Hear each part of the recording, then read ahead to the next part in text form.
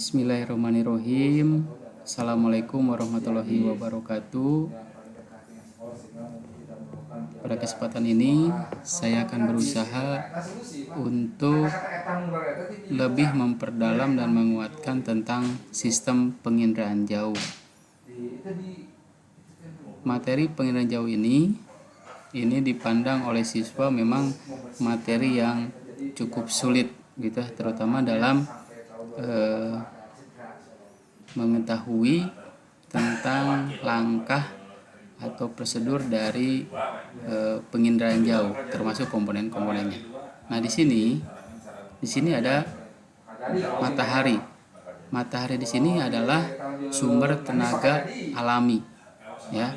Nah, di mana cahaya matahari yang memantul ke permukaan bumi ini, ya, cahaya matahari yang menyinari permukaan bumi ini lalu dipantulkan ke atmosfer, kemudian ditangkap oleh sebuah wahana. Nah, di sini wahana yang digunakan adalah satelit. Ya, ada beberapa jenis wahana yang bisa digunakan selain satelit. Di antaranya pesawat terbang, ya, drone, dan juga kalau zaman dahulu ada balon udara. Nah, permukaan bayangan atau objek yang dipantulkan dari permukaan bumi ke atmosfer ini ditangkap oleh sebuah sensor. Sensor ini sekali lagi menempel pada sebuah wahana, ya, berupa satelit. Nah, setelah ditangkap, diterima dan disimpan oleh sensor pada satelit ini, kemudian ini ditransfer, ya, ke stasiun yang ada di bumi. Ini hasilnya nanti bisa data visual, ya, bisa data visual juga data digital. Untuk data visual ini hasil akhirnya bisa berupa non citra, ya, bisa berupa non citra, bahkan juga bisa nah, di sini ditambah ada secara digital, ya. Secara digital ini nantinya bisa berupa citra yang dapat kita gunakan, ya, untuk digunakan oleh berbagai lembaga atau kepentingan yang menggunakan data tersebut. Nah, hasil dari citra ini adalah gambaran dari tadi objek yang dipantulkan dari permukaan bumi. Kalau yang menjadi objek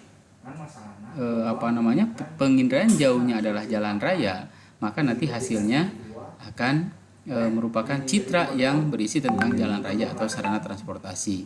Nah, jika lahan pertanian, ya, maka di citra pun nanti akan seperti lahan pertanian.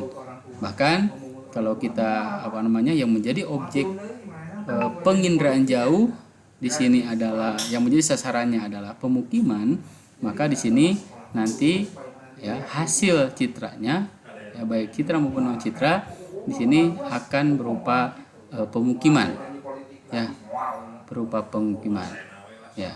Nanti semua ini atau hasil dari proses penginderaan jauh ini dapat digunakan oleh berbagai macam pengguna data, ya, baik itu lembaga atau perorangan, ya. Itulah nah, yang menjadi kesulitan anak adalah ketika memahami proses pantulan objek yang dipantulkan ke atmosfer lalu ditangkap oleh sebuah sensor. Nah, disitulah letak kelemahan peserta didik dalam memahami materi ini. Nah, di sini sekali lagi untuk yang sensor ini bisa dibawa oleh 3 jenis atau bahkan 4 jenis dari wahana. Bisa satelit, balon udara, pesawat terbang, atau yang lebih sederhana adalah drone.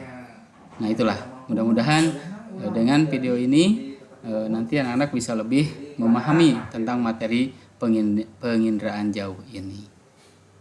Oke, terima kasih. Mudah-mudahan bermanfaat. Assalamualaikum warahmatullahi wabarakatuh.